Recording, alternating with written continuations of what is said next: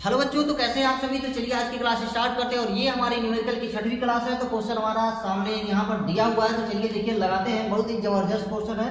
तो कह रहा है कि 2 ओम 4 ओम तथा 5 ओम के प्रतिरोधों को समांतर एवं श्रेणी क्रम में जोड़ा गया है। दोनों संयोजन में इसके तुल्य प्रतिरोध ज्ञात कीजिए। देखिए एक बार हमको श्रेणी क्रम में निकालना है और एक बार समांतर क्रम में निकालना है। तो चलिए सबसे पहले हम लोग इसको समांतर क्रम में निकालते हैं कि समांतर क्रम में क्या प्रतिरोध हमारा आएगा और श्रेणी क्रम में क्या प्रतिरोध आने वाला है। तो चलिए शुरुआत करते हैं लगाना। देखिए 2 ओम 4 ओम 5 ओम यानी R1 बराबर 2, R2 बराबर 4 और R3 बराबर 5। तो श्रेणी समांतर क्रम पहले कह रहा है, तो समांतर क्रम का फार्मूला 1/R बराबर 1/R1 plus 1/R2 plus 1/R3। ये हो गया। तो ये हो जाएगा 1/2 प्लस 1/4 प्लस 1/5। 2, 4, 5 का एलसीएम निकाल लेंगे, आएगा 20। तो ये हो जाएगा आपका 10 प्लस 5 प्लस 4 बटे 20 बराबर हो जाएगा 19/20 और 20/19। ये आपका आ गया समांतर क्रम में। ठीक है, ये समांतर क्रम में हमारा आंसर आया। अब इसी को एक बार हमें श्रेणी क्रम में लगा के देखना है कि प्रतिरोध उसका कितना होने वाला है। श्रेणी क्रम में लगाएंगे तो देखिए श्रेणी क्रम का फार्मूला होता है R बराबर R1 plus R2 plus R3। तो ये हो जाएगा आपका 2 प्लस 4 प्लस 5, 4 2 6 6 5 11। तो देखिए क्वेश्चन सॉल्व हो गया आपका। अगला कह रहा है कि 3 प्रतिरोध 4 ओम 6 ओम तथा 12 ओम के हैं। 3 प्रतिरोध है जिसमें 4 ओम 6 ओम और 12 ओम का लगाया गया है। इसमें 22 वोल्ट की बैटरी लगाई गई है। तो परिपथ में धारा का मान ज्ञात करना है और प्रतिरोधों को श्रेणी क्रम में जोड़ा जाए तो और प्रतिरोधों को समांतर क्रम में जोड़ा जाए तो। एक बार हमको प्रतिरोध को श्रेणी क्रम में जोड़ देना है, एक बार हमको प्रतिरोध को समांतर क्रम में जोड़ा है। दोनों स्थिति में जोड़ करके हमें उसका धारा का मान फाइंड करनी है। तो चलिए लगाते हैं। ठीक है, तो देखिए ये दिया है 4 ओम 6 ओम और 12 ओम। तो R1 बराबर 4, R2 बराबर 6 और R3 बराबर ये हो गया 12। ठीक है, अब इसको सॉल्व कर देंगे तो ये हो जाएगा R बराबर 4 प्लस 6 प्लस 12, क्योंकि हमको इसमें जोड़ना है। इसमें 4 6 12 की बैटरी है। पहले इसको हमको जोड़ना है श्रेणी क्रम में। तो श्रेणी क्रम में इसको जोड़ लेते हैं। तो 4 6 10 और 12 12 10 22, 6 4 10 12 10 22 ओम। ये हमारा निकल गया 22 ओम। बैटरी भी लगी है 22 वोल्ट की। तो धारा निकाल लेते हैं। धारा बराबर I बराबर होता है V/R। V का मान दिया है यहाँ पर 22 वोल्ट, यानी ये 22। R का मान आया 22, 22 से 22 कट गया 1। ठीक है, ये धारा I का मान निकल करके आ गया। फिर प्रतिरोधों को आप समांतर क्रम में जोड़ते हैं। समांतर क्रम में जोड़ने के बाद फिर से हमें धारा का मान फाइंड करनी है। 1/R बराबर 1/R1 plus 1/R2 plus 1/R3। ये हो जाएगा 1/4 प्लस 1/6 प्लस 1/12। इन तीनों का हम एलसीएम ले लेंगे 12 ही। तो ये हो जाएगा 3 प्लस 2 प्लस 1/12 और ये 3 5 और 1 6 6 हो गया 12 और ये 12 ऊपर चला जाएगा 6 6 दूनी 12 यानी 2 ओम आ गया। अब इसमें भी धारा का मान निकालते हैं। तो धारा I बराबर होगा V/R। तो V का मान वहां पर दिया हुआ है 22 और ये आया 2 कट जाएगा, आपका आएगा 11।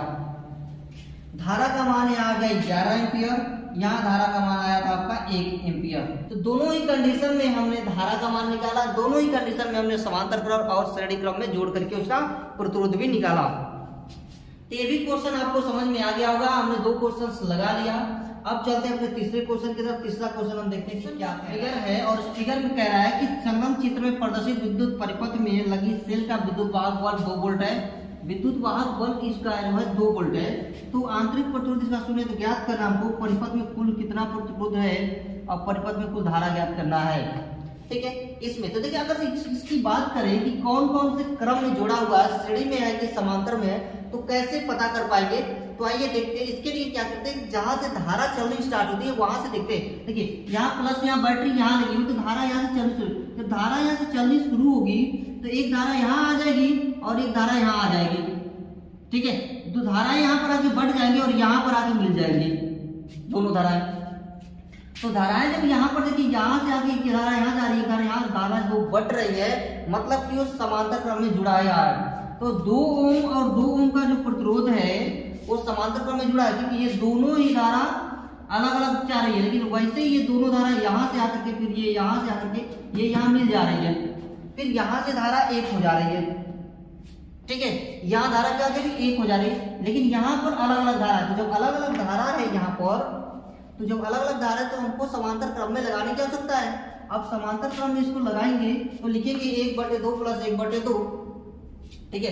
तो समांतर क्रम 1/r बराबर 1/r1 प्लस 1/r2 बराबर 1/2 प्लस 1/2 इक्वल टू 2/2 बराबर 1 ओम। अब इसका 1 आया, इसका 3 आया, ठीक है। तो ये दोनों को जब निकाला तो धारा तो यहाँ 1 मिल गई ना, तो दोनों 1 हो गया, ये तो 1 हो गया, मतलब अब बैटरी जाएगी तो सीधा निकल जाएगी, यानी ये श्रेणी क्रम में हो गया। अब 3 ओम और 1 ओम का जो प्रतिरोध है, 3 ओम 1 ओम का प्रतिरोध श्रेणी क्रम में है। अब श्रेणी क्रम में तो 3 R बराबर R1 प्लस R2, यानी कि 3 plus 1 equal to 4 ohm. Total हमने प्रतिरोध इसका निकाल लिया। अब हमको निकालना इसका धारा, कितना धारा ज्यादा, बैटरी लगी V बराबर, यानी बैटरी V वोल्ट की लगी हुई है यहाँ पर, ठीक है। तो धारा I बराबर होता है V/R। तो V/R, तो V का मान दिया हुआ यहाँ पर 2 और R का मान अभी हमने निकाला 4, इसको करते हैं डिवाइड, तो होगा 0.5 एम्पियर। तो इसमें धारा जो बह रही है 0.5 एम्पियर की धारा बह रही है, ठीक है। तो आपको समझ में आ गया होगा। चलिए अगला क्वेश्चन देखते हैं। क्वेश्चन है बहुत ही लाजवाब है, बहुत ही जबरदस्त क्वेश्चन है। इसमें कह रहा है कि चित्र में ये आपके सामने एक फिगर दिया, सर्किट डायग्राम दिया हो, और इस सर्किट डायग्राम में कह रहा है कि 5 ओम, 10 ओम और 30 ओम के 3 प्रतिरोध समांतर क्रम में लगे थे।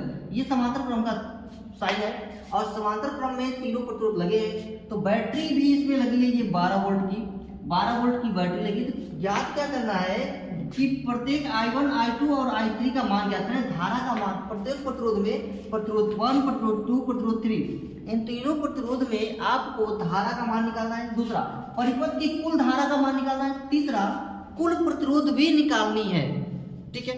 तो चलिए क्वेश्चन को लगाना शुरू करते हैं। और शुरू करने से पहले आपको 2 बातें याद रखनी है। मैंने पहले वाली वीडियो में बताया था और इस वाले में बता रहा हूं कि जब भी प्रतिरोध आपका समांतर क्रम में जुड़ा होगा तो जिसमें विभवांतर लगा होगा, विभवांतर आपका समान होगा, ठीक है।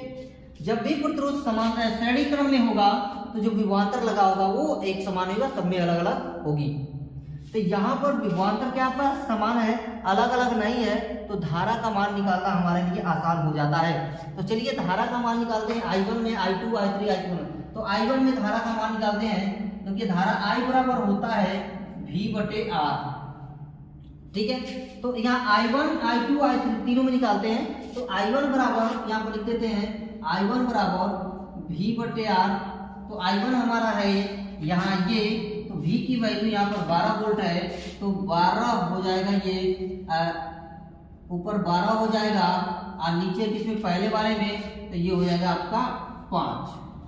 आपको समझ में आएगा कि V का मान यहाँ पर 12 वोल्ट दिया है, हमारे पास 12 वोल्ट दिया है, और R का जो मान है यहाँ पर 5 ओम दिया हुआ है। तो डिवाइड करेंगे तो 5 दूनी 10, 2 बचा, 5 चौका 20, 4 एम्पियर इतना आ गया। अब I2 में अगर इसको देखें तो I2/V बराबर V/R, I2 बराबर, तो यहाँ पर देखेंगे I2 में 10 एम्पियर लगा हुआ है, तो V की जगह फिर से रखेंगे यहाँ पर हम 12 और नीचे आएगा 10, 10 से कम 10, 10 दूनी 20, 1.2 एम्पियर। अगर I3 में जाए, I3 में, तो ये V/R फार्मूला, यानी कि यहाँ पर हो जाएगा 12, नीचे हो जाएगा 30, डिवाइड कर देंगे तो आएगा 0.4 एम्पियर। ठीक है, अब हमको निकालना क्या है कि परिपथ का कुल धारा कितनी है। तो परिपथ का कुल धारा निकालने के लिए देखिए यहां पर लिखते हैं परिपथ का कुल धारा।